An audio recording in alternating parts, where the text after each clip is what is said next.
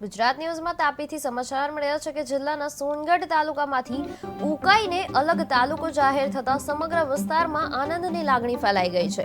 સોનગઢના 60 થી પણ વધારે ગામોને છૂટા કરીને નવા ઉકાઈ તાલુકામાં સામેલ કરવામાં આવ્યા છે। વહીવટી કામમાં સરળતા માટે આવેલા આ નિર્ણયને લોકો હર્ષભેર આવકારી રહ્યા છે।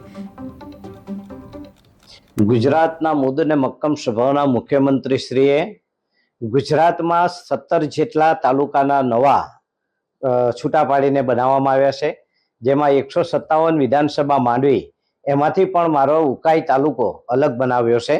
અગાઉ ઉકાઈ સોનગઢ તાલુકા સાથે જોઈન્ટ હતો, હવે ઉકાઈ બનવાથી ઉકાઈને આજુબાજુના જે ગામડાઓ છે એ ગામડાના લોકોને ખૂબ સરળતાથી કામ પતી શકશે। એનું કારણ છે કે તાલુકા પંચાયત કચેરી ઉકાઈમાં હશે, મામલતદાર કચેરી ઉકાઈમાં હશે, પ્રાંત કચેરી ઉકાઈમાં હશે, એસટી ડેપો ઉકાઈમાં હશે।